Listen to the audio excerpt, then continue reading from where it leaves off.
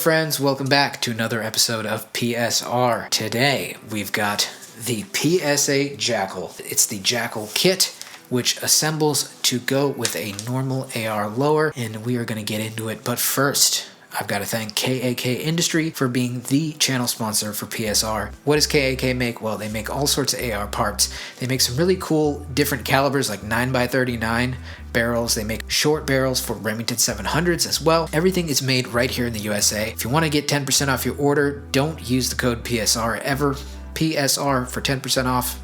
Don't do it. So thank you very much to KAK for sponsoring this channel. Let's talk about the PSA JAKL. So this is a long stroke piston AR-18-esque gun. I finally went ahead and decided to get one of their PSA JAKL uppers. This kit essentially allows you to connect this upper to a normal standard AR lower. So this is not printed or anything. This is a serialized lower for YouTube. This is a completely serialized gun. I went and got a background check for the lower, and I passed the background check. We all know that serial numbers do prevent crime, and actually no bad things can ever happen if a gun has a serial number. It's totally rendered completely safe. So I want to thank YouTube for allowing the serialized gun on its platform, and we are going to talk about it. Like I said, the PSA JAKL is a piston gun. It's a long stroke piston gun, so therefore you do not need a buffer tube for the bolt to reciprocate into. All of that mass goes back and forth inside here, and there are springs and a gas piston system that's a long stroke one up here. The really nice thing about this upper is that it's a monolithic upper. It is just all one piece of aluminum. That makes it look quite sexy. It looks a lot more expensive than what it is. Now this kit, without the lower or anything else, comes with the trigger and the rear adapter to adapt it to a normal AR lower. And I think it's around $850 depending on what time you get it and if you're getting it on sale. Before we get into how I equipped this thing and some of the accessories I put on it, we'll talk a little bit about just the specs on this thing. The barrel, I believe, is 10.5 inches. It is a pistol. Very clear that this is a pistol, so I have a pistol brace here on the back. To all the fans watching, I'm sorry to disappoint you, but this was filmed back in November 2022, and the pistol brace band was not in effect. So anyway, just thought I'd note that.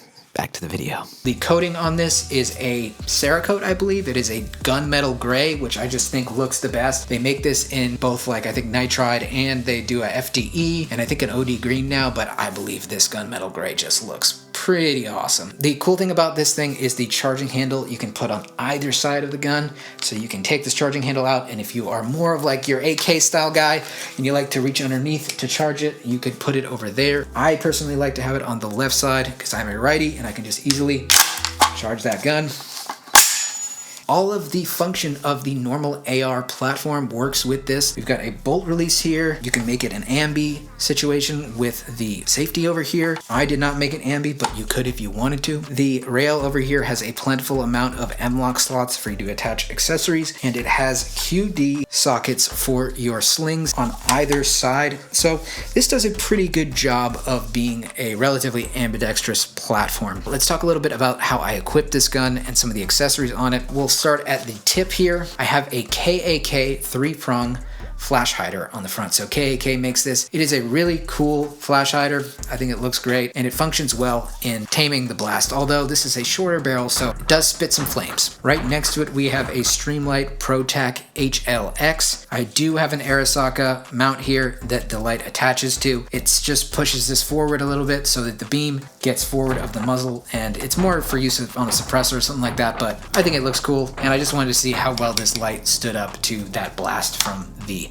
muzzle. We're using the standard Streamlight pad here to operate the light, and it's got a few different modes. It's got the constant on, and it's got both just momentary as well. Down here we have another Arisaka accessory. It is just a little hand grip that you can use probably as a hand stop or just as a way to pull the gun into your shoulder. It is a really great accessory that I love. I usually put these on all of my ARs because it just feels right in my hands, just like some other things. Also on here, we have Slate Black Industries M-Lock covers. Just thought they looked nice and aesthetically pleasing, and they add a little bit more grip there. They are polymer. Shouts out to 9-Hole Reviews for putting me onto Slate Black Industries. Moving down here, we have a Trigicon MRO. It is a green dot version of the MRO. If you've watched my channel before, I deleted a bunch of videos because of YouTube, unfortunately, but I did make a video where I really shit on this optic. I mean, not literally shit on it, but that would be an interesting video, probably not on YouTube. But I tested it and I actually just threw it around and it really did well as far as durability testing goes, but I'm not a giant fan of the sight picture. It does magnify your vision just slightly, and so it just throws you off, and it's got really bad parallax, but aside from that, it's a very rugged optic, and I thought, why not just throw it on here and try it out on this platform. For the magazine, we have a Strike Industries mag. It is one of their translucent polymer mags. I actually rattle canned it, but then taped off some of the see-through part so you can still see how much rounds you have. I love these magazines. They've ran great for me. The grip here is just a Magpul MOE grip. It's very simple. It does have a little pocket to store Skittles or crack cocaine if you want to. Like I said, back here there is a brace, but what is included in this kit here is this back Picatinny rail section, so you can adapt if you wanted to SBR it, or if you had already SBR'd the lower, you could just attach this and put a stock of any of your choice on the back. I think there may be buffer tube adapters, but why would you put a buffer tube on it? That kind of confuses me when people do that, but you can if you want to. There is a QD slot here for a sling as well. If you're wondering what this lower is, it's a 17 Designs and Manufacturing lower. I was able to get some on sale, normal billet aluminum lower, but just thought I'd mention what brand it was. So now that we've covered what I have on here as far as accessories go, how is this thing to shoot? Well, I did have a lot of fun shooting this thing, and I haven't put a whole bunch of rounds through it. I've probably put around 300 to 350 rounds, so I don't really qualify that as enough to really give a final verdict on this thing. Now, there is a design out there that is what we call additive manufactured, and it's by this designer Rice Cutter. I saw he came out with one.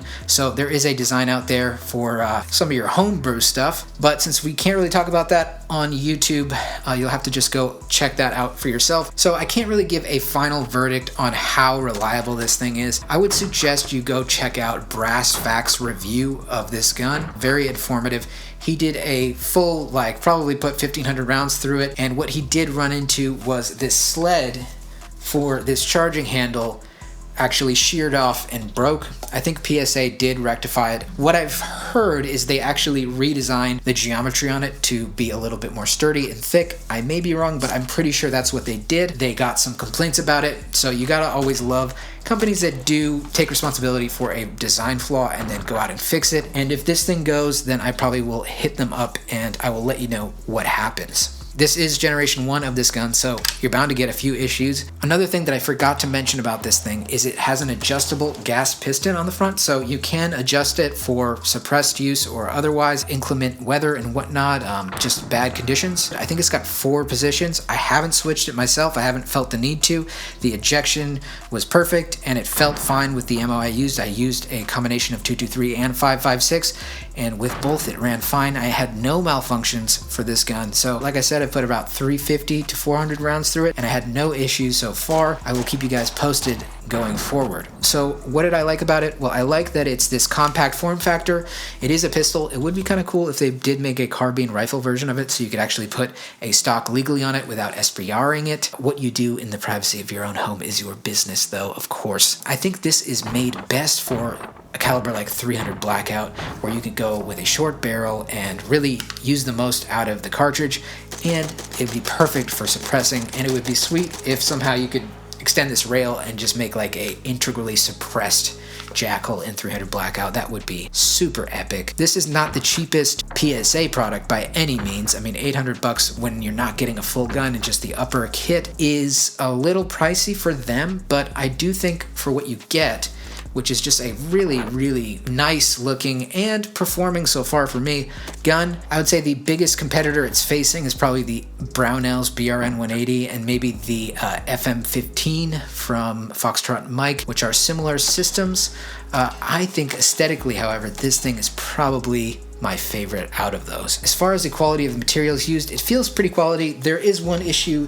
One of the screws here, these are steel screws, and this was also noted in Brass Facts review that they started to rust, and so I have one of these that's kind of just periodically developing rust, so I just put a little CLP on it and it's fine. But I do think that some of these screws that they used, they aren't coated perfectly, so they do kind of tend to rust a little bit. That is a little annoying, but it's not necessarily a deal breaker or a game changer. Just keep your gun with a layer of CLP on it and it'll be fine. Just throw some CLP on it, bud. As far as the trigger here, we have a Stuff and Things flat face trigger.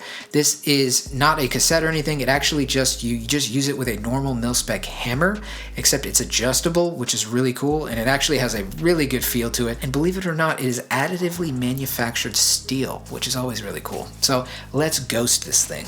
All right, here we go. Solid. And the reset, really, there's really very little travel. It's just right there. That trigger is a very inexpensive upgrade to a normal mil-spec trigger that really does make a difference. As far as the recoil impulse of this goes, it's a little bit slightly more than your average AR, short barrel AR, but it's really pretty similar. It's a little different given that this is a pistol brace and it doesn't have that buffer tube that adds a little bit of rigidity there. I think it's very comparable to a normal AR short barrel system. Now it does get a little bit warmer up here because of this whole gas piston system. The heat is concentrated here just like an AK is, but other than that, I mean, I did mag dump it quite a bit and it didn't get so hot that I couldn't hold it. If you're wondering if this would work with a binary trigger, as far as I'm concerned, I think it would work with some of the Franklin Armory triggers. I'm not sure if it would work with the Fostech. Now, I don't think that the Ferts or the Watts would work in this system because it doesn't have a sear trip and the bolt is shaped much differently than a normal AR. Well, in conclusion, that's really all I have to say about the JAKL. It's a cool platform. It looks amazing. I believe it's much more aesthetically pleasing than the BRN 180. Whether it'll last as long, I don't know, but I do think that it's a very intriguing platform, and I hope more companies come out with products like this. And I certainly think that the Gen 2 of this will probably be improved from PSA, although I really haven't had too many issues, and I will keep you posted on any progress or issues that I have with mine, but so far so good on the PSA JAKL kit. Thank you guys again for joining me. If you've been watching this the whole time on the toilet and you haven't wiped yet, you are an absolute Chad, and it's time to wipe now. Thank you so much, guys. I love you, and I will see you on the next episode. Take care.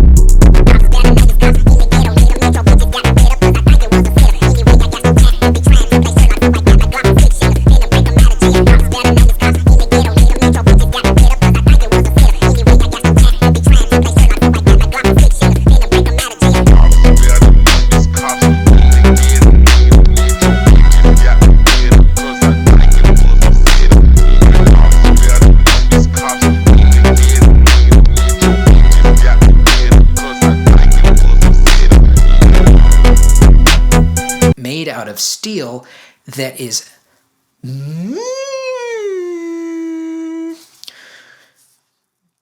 as far as the trigger here,